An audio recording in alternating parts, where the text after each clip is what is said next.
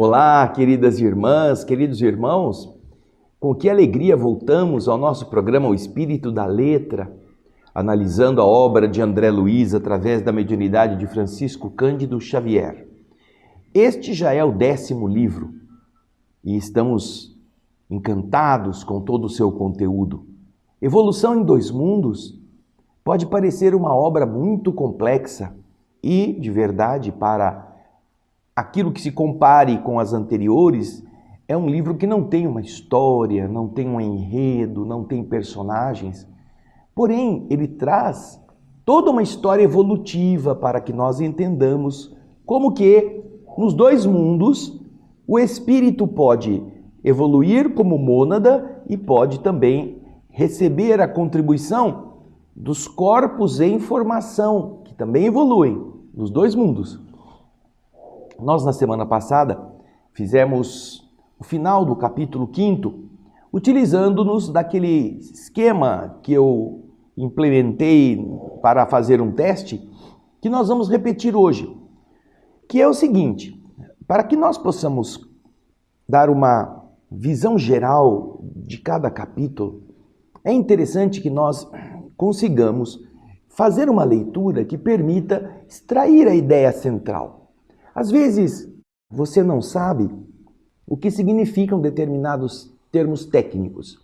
Você não é um doutor, não é um biólogo, não é um químico, não tem conhecimentos de paleontologia e você não vai conseguir fazer isto.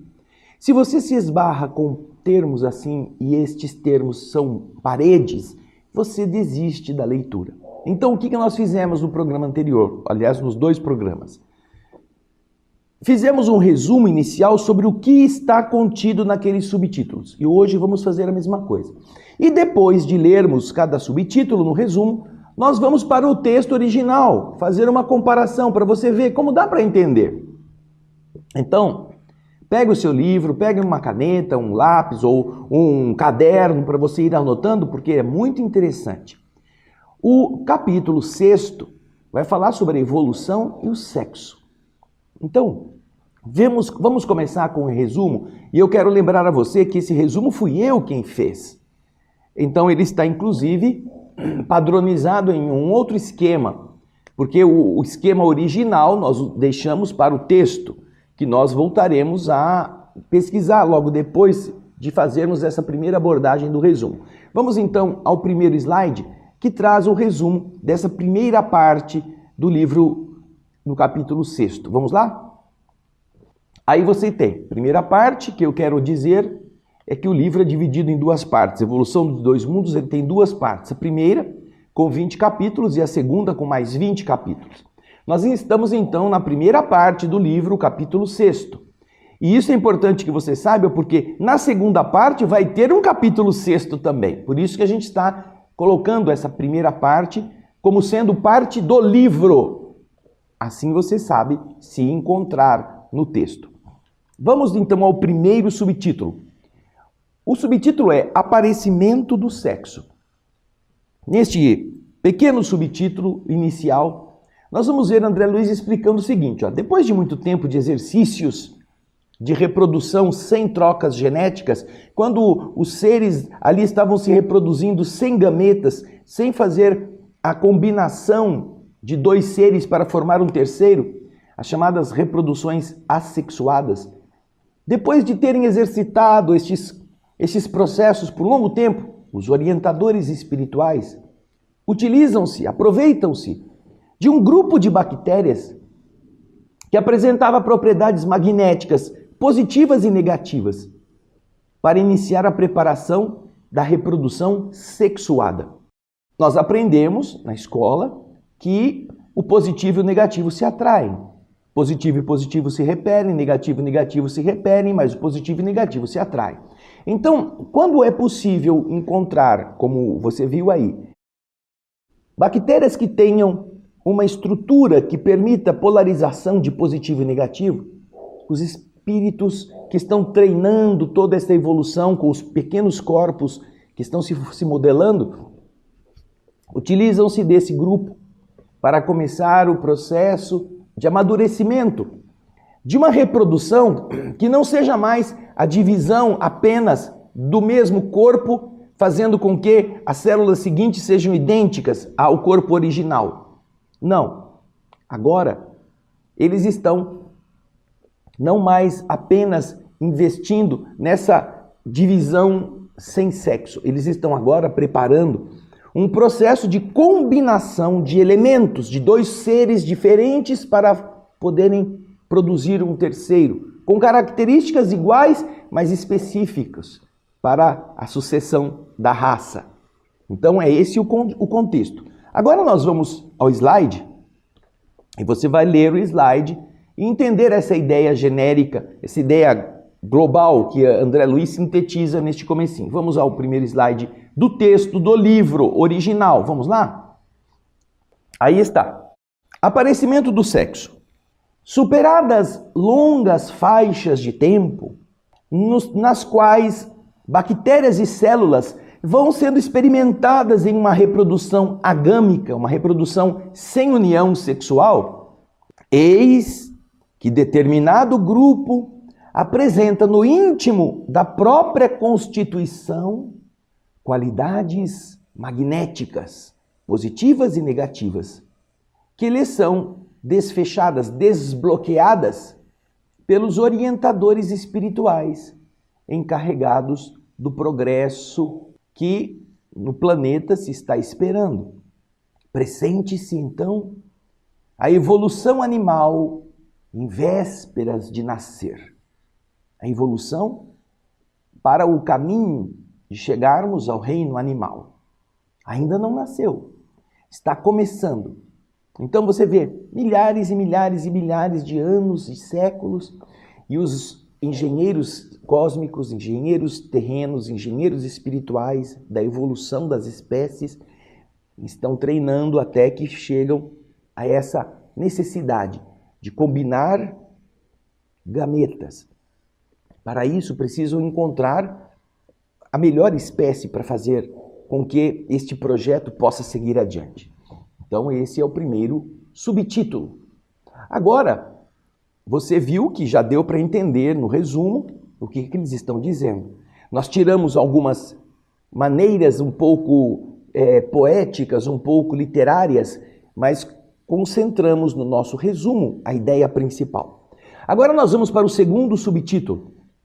O subtítulo Bactéria Diferenciada. Quem será que é esta estrutura que tem esse magnetismo? Vamos ver o que nós pudemos resumir do trecho da bactéria diferenciada. Neste trecho, André Luiz faz referência ao Leptotrix. Olha que nome interessante, Leptotrix. Bactéria que se alimenta de ferro das rochas, de forma bem diferente das amebas. As amebas eram aquelas estruturas unicelulares molengas, que não tinham uma forma definida, elas iam se arrastando pelas poças. André Luiz descreve essa estrutura, essa bactéria, e nesse trecho da bactéria diferenciada, ele faz essa descrição e ele explica que, perdendo uma carapaça, uma casquinha de ferro que tem em volta da estrutura do seu citoplasma, perdendo essa carapaça de tempos em tempos, o Leptotrix precisa nadar até encontrar outra semelhante onde ele se abrigue, facilitando a atração sexuada e permitindo que após longo tempo de nascer e morrer, nascer e morrer, nascer e morrer, o Leptotrix evolua, dando origem às algas verdes, com as quais se inicia a reprodução sexuada sobre o mundo.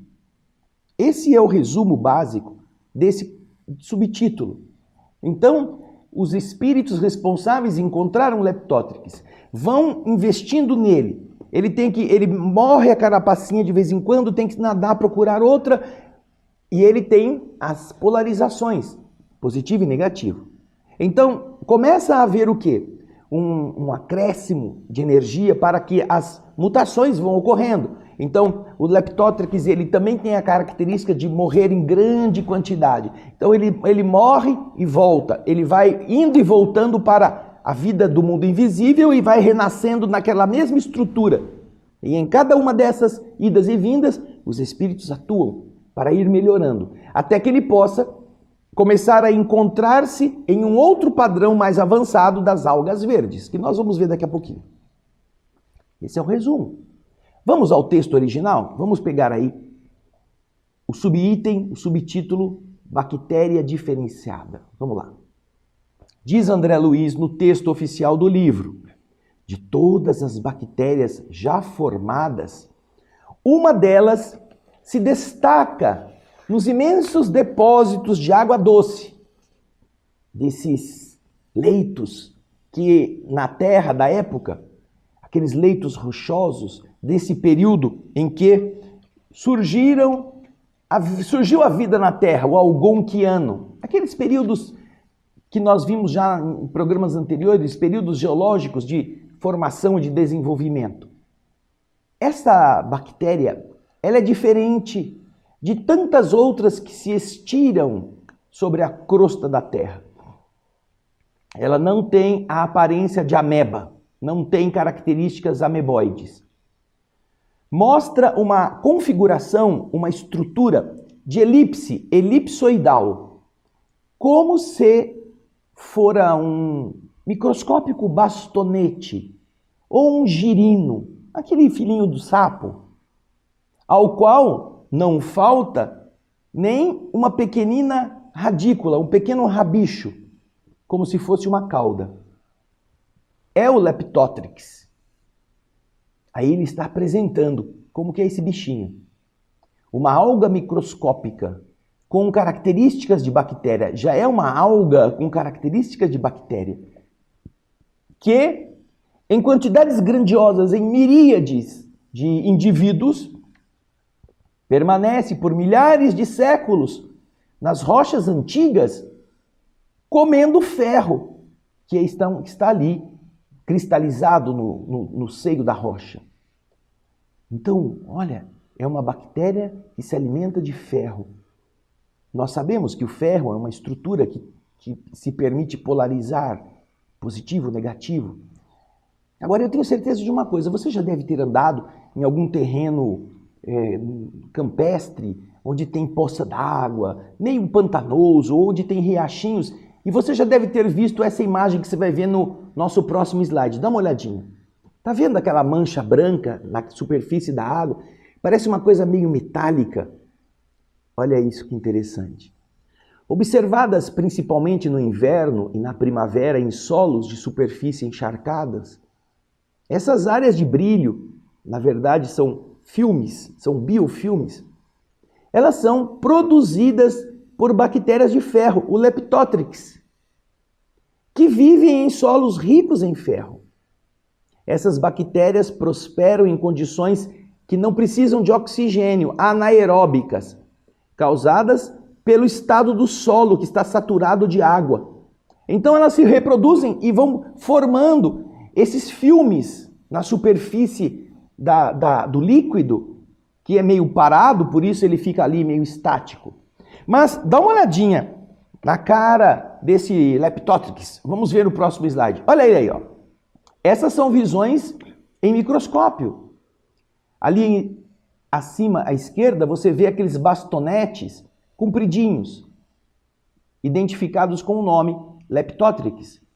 Depois embaixo à esquerda você tem a estrutura de tubo.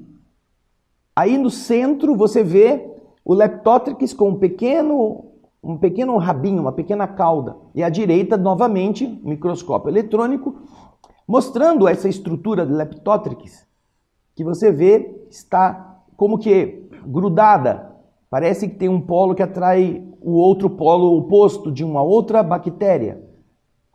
Aí você vê, este bichinho existe até hoje. Ainda que na época só existissem essas bactérias na Terra, ainda não existia o reino animal racional ou irracional, nós estamos vendo a evolução da vida. E aí, vamos voltar para o texto original. Quando o Leptothrix se livra da minúscula carapaça ferrosa em que ele se esconde, ele é instintivamente obrigado a nadar, até que uma outra carapaça semelhante o envolva. Aproveitando isso, então, os instrutores espirituais se valem dessa medida para impulsionar o Leptothrix a uma transformação, transmutação, sair daquela forma e ir para outra. Diz André Luiz, perdendo os diminutos envoltórios metálicos e constrangidas, forçadas a produzir, a edificar abrigos semelhantes que lhes atendam às necessidades de proteção, essas bactérias, que representam uma figura importante de união no trabalho evolutivo da natureza, são forçadas a um movimento em que não apenas se atraem umas às outras, nesses prelúdios, nessas antecipações iniciais de uma reprodução sexuada, mas em que conhecem também por acidente a morte em massa, da qual ressurgem nos mesmos ambientes de vida, elas renascem onde se encontram, eles voltam a viver naquelas mesmas situações de Leptothrix, sob a criteriosa atenção dos espíritos condutores da Terra, para renascerem. Então você vê, eles morrem, continuam vibrando nas mesmas atmosferas onde eles estavam e depois renascem, após longo tempo de novas experimentações. E eles vão e voltam, vão e voltam, vão e voltam, até que por fim, com o apoio desses condutores da Terra, depois de longo tempo, eles reaparecem na forma das algas verdes. Já não são mais algas que comem o ferro. Já são agora algas verdes, graças às quais se inicia a troca, a comunhão sexual sobre o mundo.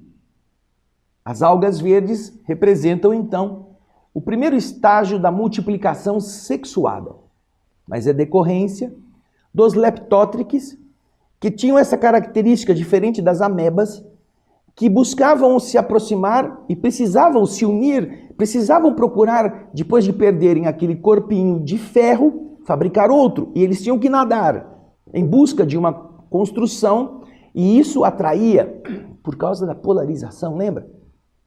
Positivo atrai negativo, negativo atrai positivo. E assim eles iam se unindo. São os primórdios da união sexual. E com a transformação de tanto eles desencarnarem, vamos chamar assim, não é carne, né? Mas eles morrem naquela comunidade de Leptothrix, eles perdem a vida, vão para o mundo invisível, restabelecidas as ligações com os espíritos que estão cuidando deles, que investem em alguns avanços, em algumas mudanças, eles renascem e assim eles vão evoluindo até que desabrocham as algas verdes. Olha, que coisa legal, interessante. Agora nós vamos para o subtítulo das algas verdes. Vamos ver o resumo que nós pudemos preparar, apenas para você ver a ideia central deste subtítulo. Vamos lá. Aí você vê o resumo do subtítulo Algas Verdes. Este resumo, volto a dizer, fui eu que fez, eu quem fez, eu que elaborei. Para você ter uma ideia do que nesse subtítulo André Luiz está explicando, olha lá. Ele explica que existe um buraco, uma lacuna evolutiva entre o Leptothrix, que comia ferro, e as algas verdes.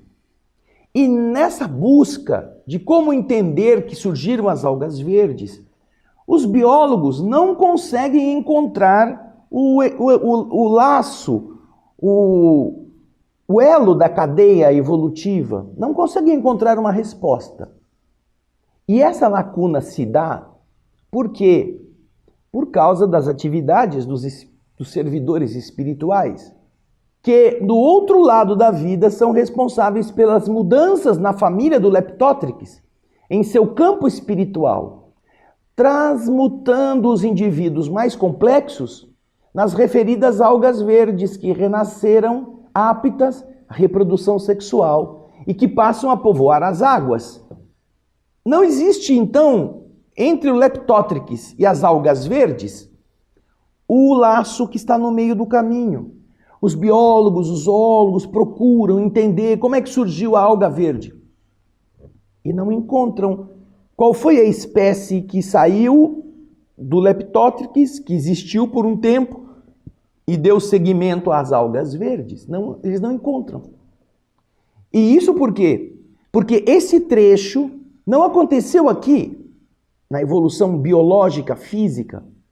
Foi uma transmutação que os espíritos fizeram depois que os Leptótrix mais capacitados, mais complexos, pelas suas próprias mudanças, eles permitiram que os espíritos trabalhassem sobre eles e assim, quando voltassem, já voltassem como algas verdes.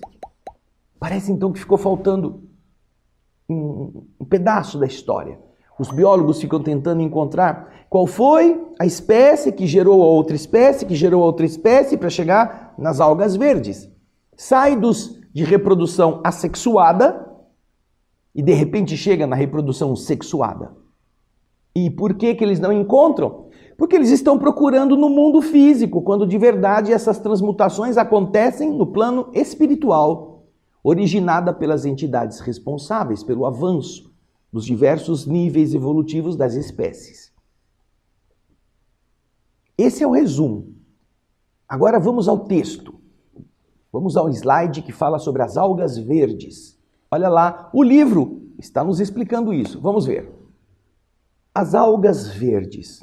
Os biologistas dos últimos tempos costumam perguntar, sem resposta, se as algas verdes, proprietárias de estrutura particular, específica, são originárias das algas azuis, das cianofícias, aquelas algas de cor azulada que formam colônias em locais úmidos, de constituição mais simples. As cianofícias são mais simples do que as algas verdes, nas quais a ficocianina, que é a substância azulada destas algas, combinada à clorofila, representa o pigmento azulado da sua composição fundamental.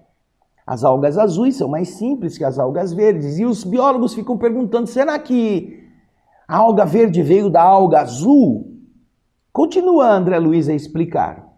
Esse hiato, esse buraco existente, de que nos conta esse botânico holandês, que foi quem primeiramente confirmou a teoria clássica sobre as mutações das espécies, chamado Hugo de Vries. Ao desenvolver o mutacionismo, foi preenchido não por uma outra espécie física. Esse buraco foi preenchido pelas atividades dos servidores da organogênese, os espíritos responsáveis pela formação, pela gênese orgânica, que é o desenvolvimento dos seres vivos na Terra.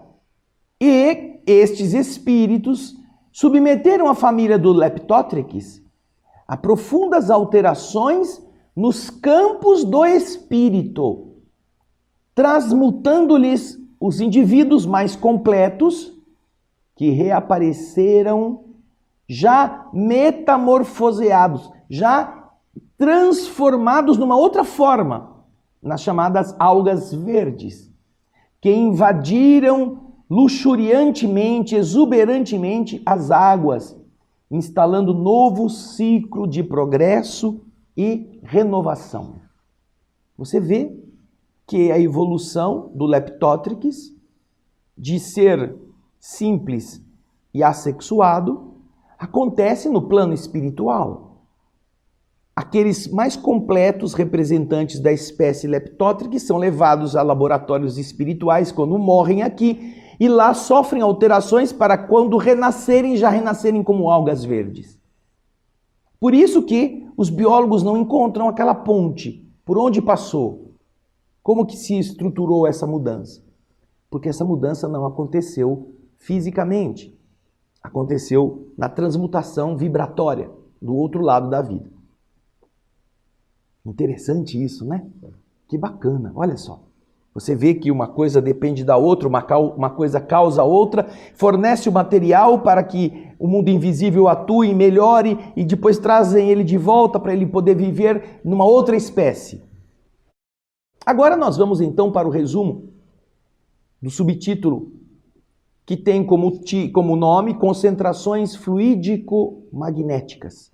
É o resumo. Aquilo que eu mesmo fiz, que estava logo abaixo das algas verdes. Vamos ver na tela.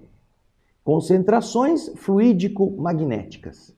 Diz André Luiz neste trecho, que é talvez o trechinho mais longo deste capítulo 6º, que os operários divinos que transformaram aquela matéria elementar primitiva em uma massa de átomos, elétrons e prótons para formar a Terra. Lembram-se que nos primeiros programas nós mostramos que havia o hausto de Deus, o fluido, o plasma divino, primeiro capítulo deste livro, o plasma divino. E esse plasma foi transformado lentamente, fazendo com que ele perdesse espaço intermolecular internamente e pudesse se concentrar em concentradinhos de energia giratória, que eram os átomos. Esses mesmos operários divinos, esses espíritos muito evoluídos que transformaram a matéria elementar primitiva em massa de átomos para formar a Terra, para formar os sistemas físicos, também se basearam na combinação química.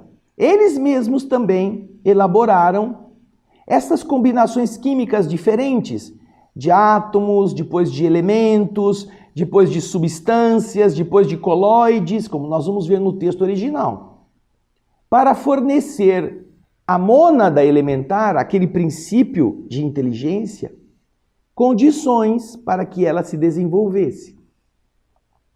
De experiência em experiência, vai se ativando essa inteligência, essa mônada elementar, em constituição da simples para a complexa, recebendo o estímulo para a reprodução através de cromossomos, com função semelhante àqueles moldes usados para fundir as letras na tipografia. André Luiz faz uma interessante comparação. O cromossomo é como aquele molde de metal onde se fundem nas tipografias as letrinhas. Uma tipografia precisa de muitas letras A para fazer o texto, para compor A, B, C, ter todo o alfabeto. E não é só uma letra de cada, tem que ter centenas, milhares. Porque você imagina um texto, quantas letras A não existem? Quantas vogais se multiplicam? Porque para uma palavra ter som, ela precisa ter o barulho da vogal, aquilo que é vocal, por isso que tem esse nome. Então, da mesma forma que na tipografia precisamos ter essas vogais e as letras que vão se combinar, os cromossomos representam parecidas estruturas que se replicam. Daí ele usar a figura da tipografia. E é interessante, porque você vê que os mesmos espíritos, a mesma estrutura que modelou a massa original, o plasma, lá no capítulo 1, você vai ver o título. Olha lá, Plasma Divino, a cocriação em plano maior. Vai lá no programa do capítulo 1. Nós mostramos como que todas essas coisas foram organizadas. Esses mesmos espíritos agora estão organizando a estrutura biológica para que elementos, primeiro os átomos se convertam em elementos, depois os elementos se convertam em substâncias, depois as substâncias se combinem e se convertam em conjuntos de corpos massivos, coloides, para que com estes coloides, uma espécie gelatinosa, possa existir a estrutura básica para que a mônada encontre o corpo que ela vai usar. Agora a gente vai então, depois desse resuminho, vamos ver o texto de André Luiz. Vamos lá. Concentrações fluídico-magnéticas. Ao toque dos operários divinos, A matéria elementar, aquela básica, fora no princípio transubstanciada, fora transformada em massa astronômica de elétrons e prótons, que construíram, que teceram o largo berço da vida humana em plena vida cósmica. O berço da vida humana é a Terra, são os mundos. E ainda sob a inteligência desses espíritos, com a supervisão do Cristo de Deus, esses recursos foram a base para a formação dos átomos em elementos, combinando-se os elementos em conjuntos químicos. Eles são os responsáveis por abrirem os conjuntos químicos, dando lugar aos coloides, essa substância gelatinosa que mescla uma solução com um soluto com um solvente. Mesclam-se os coloides em misturas substanciais, oferecendo ao princípio inteligente, que está vindo da amplidão celeste, o ninho propício ao seu desenvolvimento.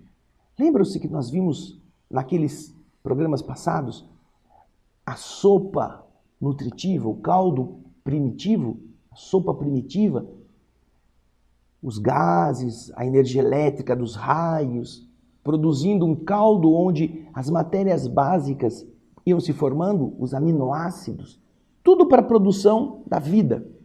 Olha que interessante, ele está dizendo isso. Os mesmos espíritos que criaram as estruturas da matéria para a Terra como planeta existir, estão agora abastecendo o planeta com recursos para que a vida possa existir. Vamos continuar o próximo slide, vamos lá. Eras imensas, tempos longínquos transcorreram.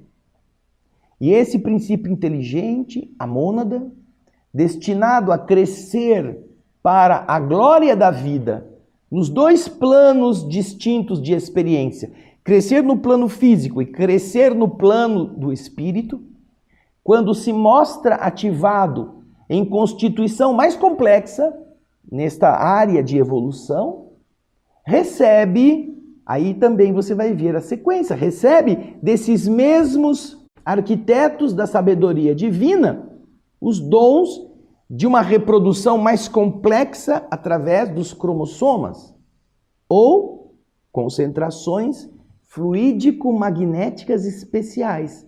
Os cromossomas são essas concentrações fluídico-magnéticas especiais a se retratarem, a se apresentarem através do tempo pela reflexão constante no campo celular. Concentrações essas que, por falta de uma terminologia adequada no dicionário humano, nós iremos simplificar tanto quanto possível, comparando essas concentrações aos moldes fabricados para o serviço de fundição na oficina tipográfica.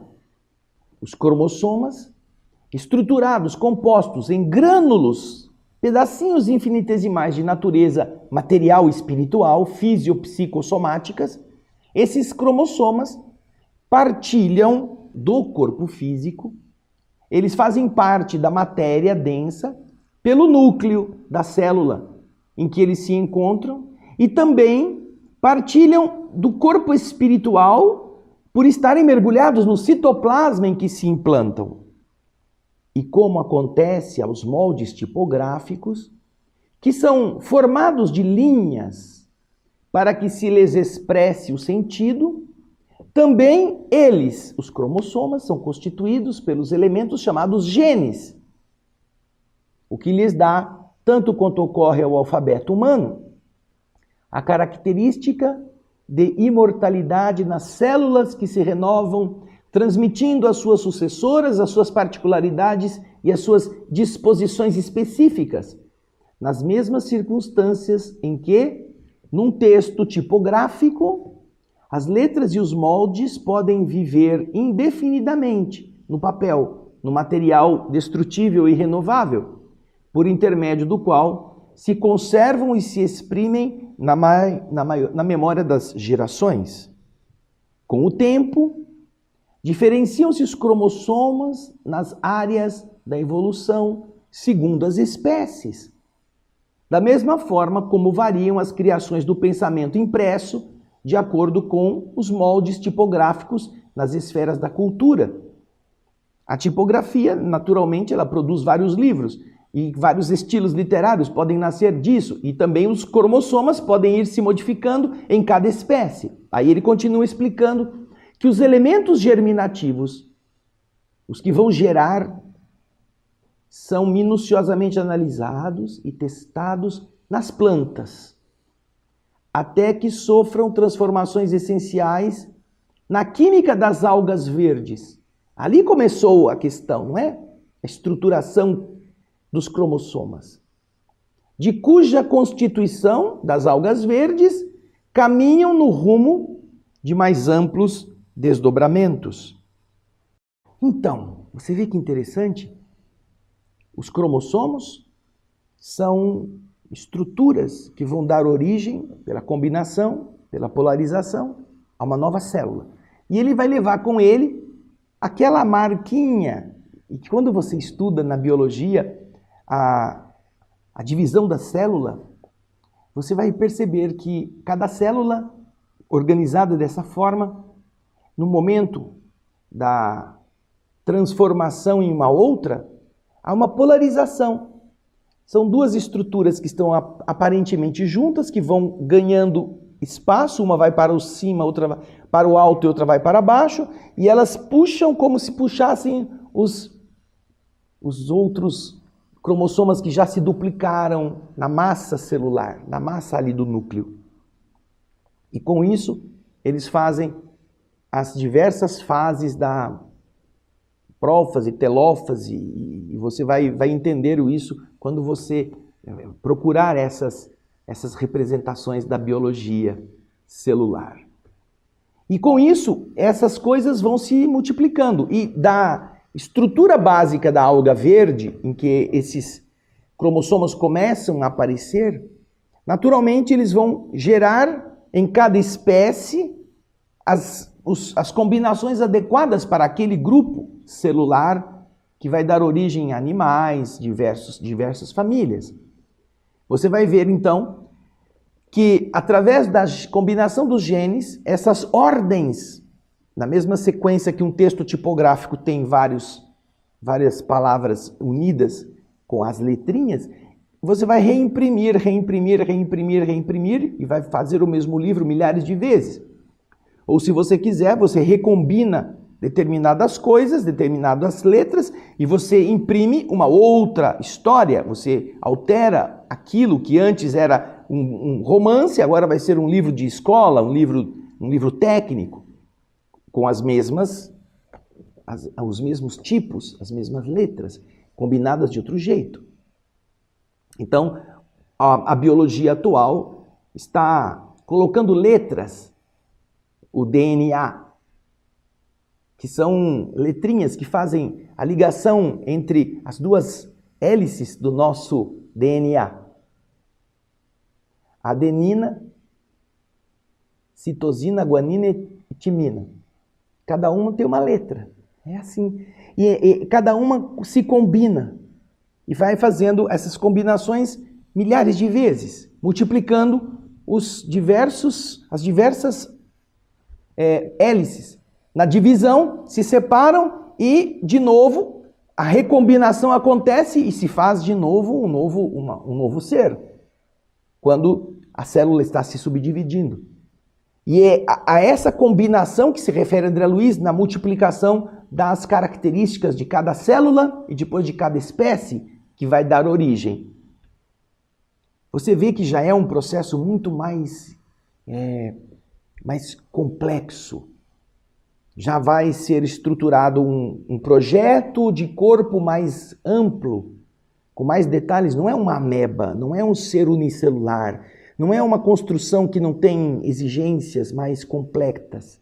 Não, já é uma construção que dali vai dar origem a muitas outras formas de vida. Bem, essa é a primeira parte, o primeiro programa do capítulo 6º. Eu tenho certeza que com o seu esforço você vai aprofundar muitas dessas explicações.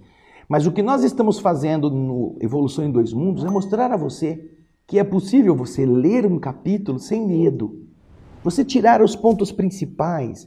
Você depois deixar aquelas informações técnicas para uma pesquisa em um segundo momento, que é bom que se faça.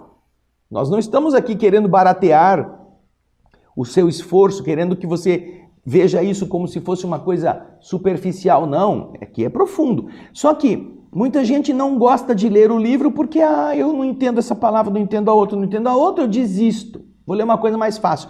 Mas aqui está o conteúdo importantíssimo para você entender a dupla evolução, tanto na matéria quanto na alma da mônada, para que ela encontre um corpo adequado e um corpo melhorado pelos espíritos, para que a mônada também amplifique-se, ela também evolua, ela também se renove, formando o seu futuro perispírito. Olha que legal. Bom, na próxima semana nós vamos dar continuidade a esse capítulo 6, na parte final. Eu gostaria que você, se puder, nos enviasse comentários se esse estilo de fazer o resumo e depois ler o texto está ajudando você. E se estiver, você deve fazer isso sempre. Nós estamos sempre abertos aqui a sugestões. Eu gostaria da sua opinião. Informe-nos se você está achando interessante, porque também nós procuramos colocar, como você viu no nosso programa de hoje, imagens ilustrativas, mostrando como são essas algas, como são os ambientes, para você perceber como que isso é construído por inteligências muito aprimoradas para fazer com que nós, que somos inteligências em caminho de desenvolvimento, melhoremos mais depressa. Mas é importante que você participe com a sua opinião. Se você achar, André, tá perdendo tempo, esse negócio não precisa, esse resumo aí não ajuda em nada, a gente não faz mais, a gente vai fazendo de outro jeito. Mas eu acho que você deve estar manifestando a sua opinião, porque é muito bom, porque assim nós vamos fazendo juntos essa evolução em dois mundos. O mundo de cá, onde nós estamos preparando, e o mundo daí, para quem estamos preparando. Também são evoluções juntas, que nós podemos melhorar com essa combinação, tá bom? Muito obrigado pela sua audiência, obrigado pelo seu carinho. Nós estamos tendo, surpreendentemente, neste livro, o maior volume de visualizações, se comparamos no tempo que o livro foi lançado, com os outros no começo. Então, isso significa que você está interessado. E a gente espera muito que você multiplique isso para as pessoas com quem você convive, que elas também possam compreender o conteúdo deste livro. Obrigado pela sua audiência, pelo seu carinho. Até o próximo Espírito da Letra e muita paz.